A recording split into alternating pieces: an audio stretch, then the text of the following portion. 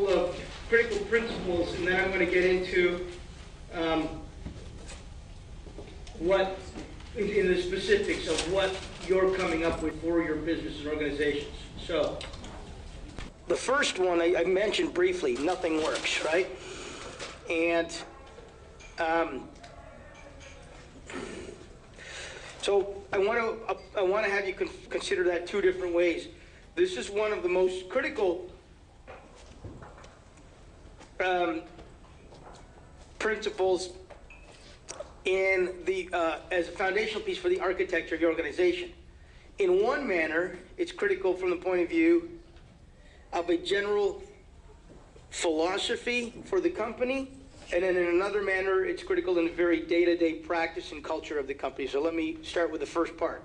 Overall, you know, people, I was sitting there, we had a partner in England, his name was Mike Harris, and he's built 4 different 1 billion pound brands. He's a really awesome guy, and we're looking at, you know, what's our goal here?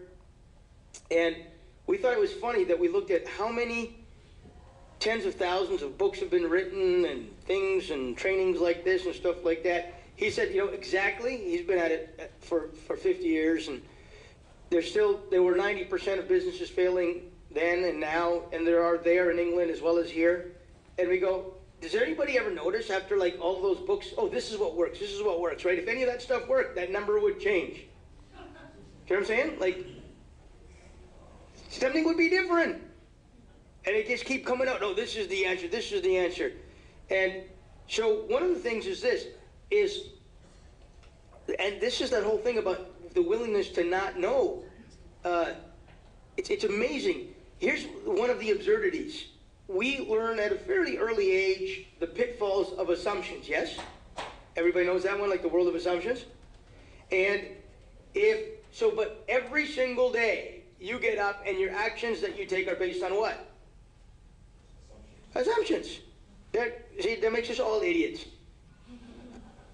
So I'm saying, like, we already learned very much the trouble that assumptions get into, except every single thing we're doing is based on a set of assumptions.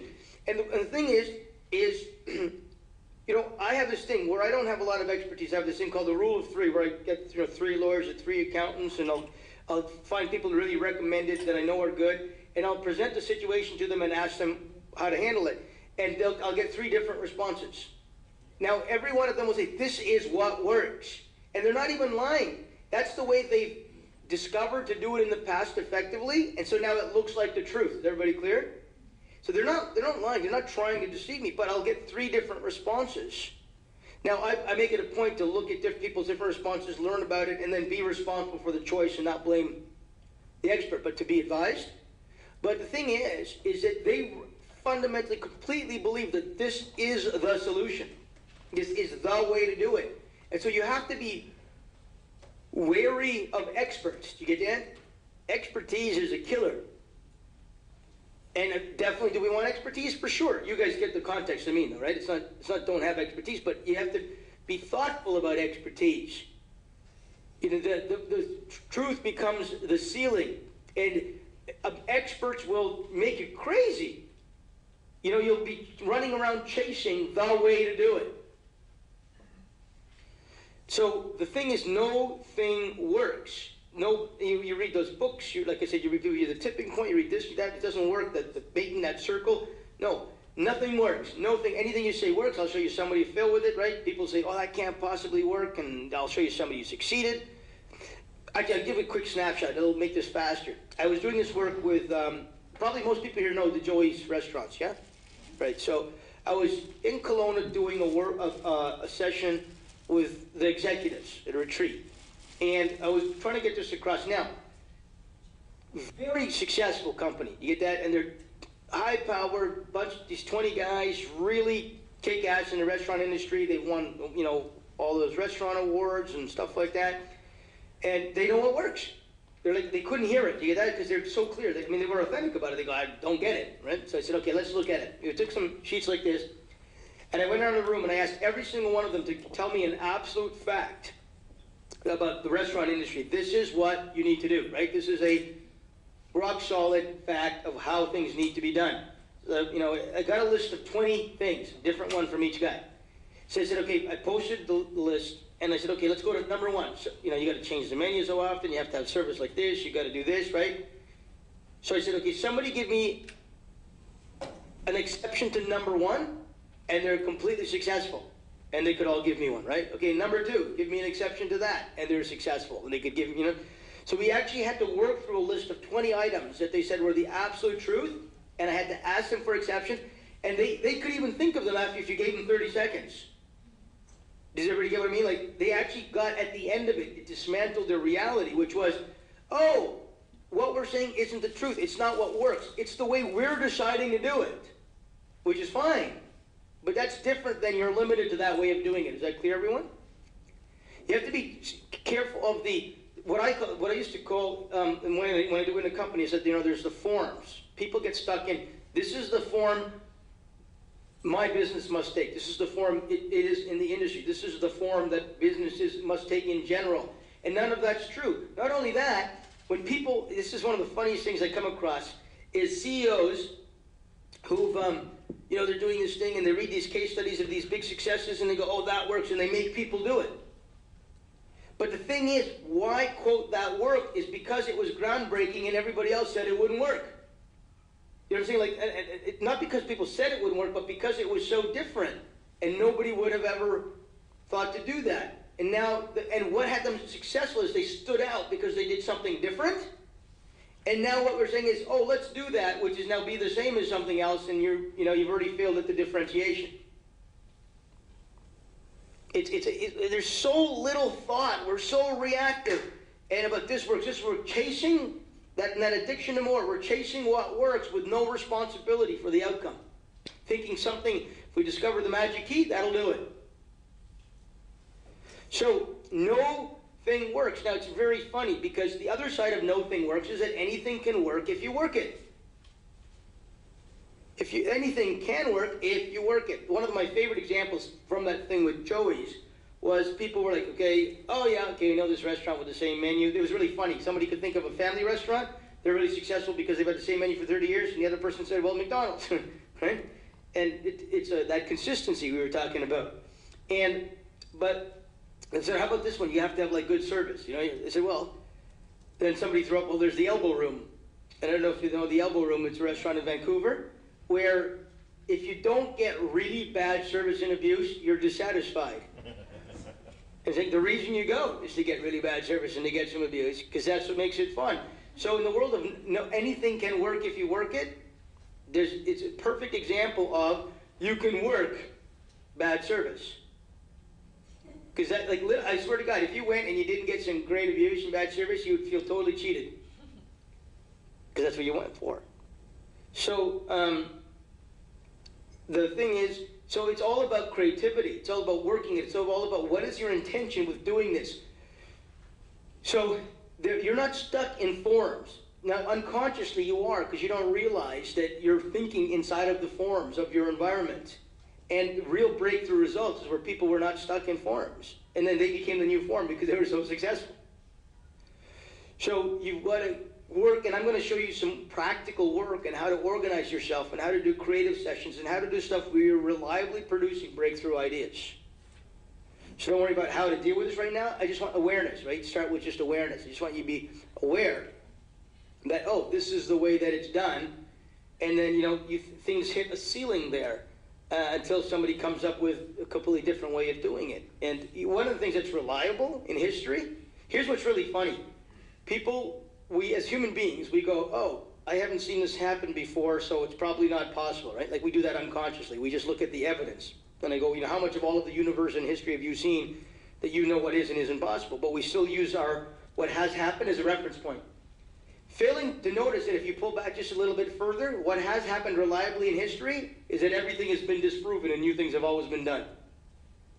See what I'm saying? But we only look here, which shows that things that haven't been done. And if we look back here, we look at no matter what hasn't been done, every year and every month, there's always new things breaking the old barriers. So what's much more likely than something won't be possible, what's much more likely is that it will be possible. So that's to give you, to begin. Now, it's difficult. You've got to keep putting things in your environment. They keep reminding you that no thing works. that anything is in fact possible. It's an interesting thing that I deal with in this conversation because there's a paradox in our work, which is that quite often people are used to doing types of work that's all about possibility and it's got no execution and delivery to it. And then there's the people that are, but it's got lots of energy. And then there's also all this work that's just about structure stuff and this and that, and it's all about delivery but doesn't have a lot of possibility in it. And people live like the two are exclusive, and we actually do the opposite. It's all about executing remarkable possibilities. But you got to get your mind into, you got to really train your mind. That's what I just said before lunch, that well, you don't know what really is and isn't possible.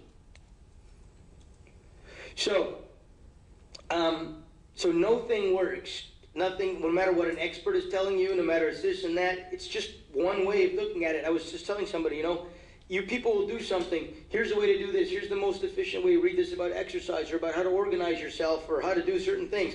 And you'll read these books and you go, oh, this is by far the most efficient way to do X. And then there's this way and there's this way, and they're not as efficient, and we tend to use this analytical, intellectual approach. And I go, no, if this is the one that you're going to most enjoy doing, do that one, even if it's only 2/3 as efficient. There you get? Because if no thing works, the one that you enjoy the most is the one you're most likely to work. Is that clear, everyone? The thing that we got to deal with here is on architecture is we want to create architectures for human beings. So either people are going and doing personal development, or they're going and doing business strategy. And if every one of those books and all those things, there's some people who have success, and that's why they wrote those books, because it really resonated with a small percentage of the population who think exactly that way. So they'll actually work that, and so there'll be this stuff on the back of the book going, I did this and it made this incredible difference. Absolutely. And you can fill 10 of them, absolutely no problem, because 10,000 people bought it, right? 1% really blew it out of the water. Do you get what I'm saying? Because they worked it, because it matched perfectly. So what we want you to do is to consider that you are the way you are, and it's totally fine the way you are. Let's build an architecture around you given you are the way you are. Otherwise, do you ever notice how much you've learned that if you followed it all perfectly, everything would work perfectly? You know what I mean? You've read stuff, haven't you? You know there's stuff that you can look up. Yes. If you were a robot, yes? If you design your robot self, go follow that perfectly, everything would be great. You don't have that yet, so we have to deal with you as a human being. So as a human being, whatever methodology you're going to work is what's going to be effective. The one you're going to enjoy working, stuff like that, start there. So, and you're not limited by anything. In fact, one of our #1 rules when we work with a company says we're going to innovate something, and our favorite thing in the world is when somebody says that won't work or it's not possible, is we must do that very thing.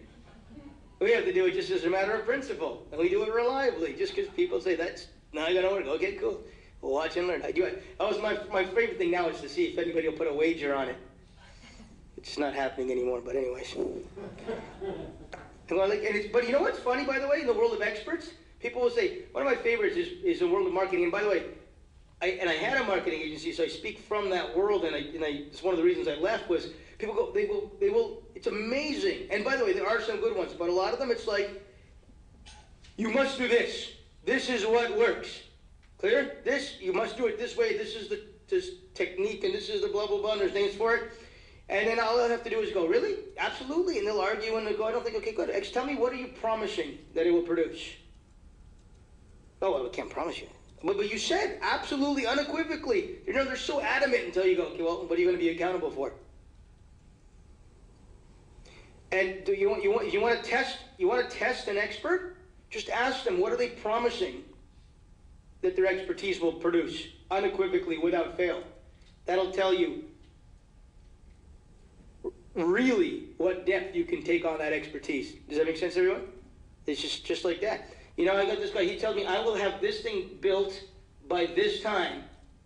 You know, like that, and he has it built. You know, I'll build that sunroom, you know, in 3 weeks that'll be done. And I said, okay, great, excellent, very good, yep. It's like that. There is that expertise. I can tell you, I'll look at a business and say, I can do this with this business in this amount of time if you give me these resources, no question, without fail. But that's where we'll get the truth told. So when we invite you to question everything and that expertise and understand there's no thing that works. and you can work it any particular way. That's at a general level. At a practical level, I believe one of the most important things to have is a fundamental part of your architecture and environment is a culture of nothing works. And let me see what I mean in this particular aspect. The moment you say something works, in that moment, you're no longer accountable for the outcome being produced.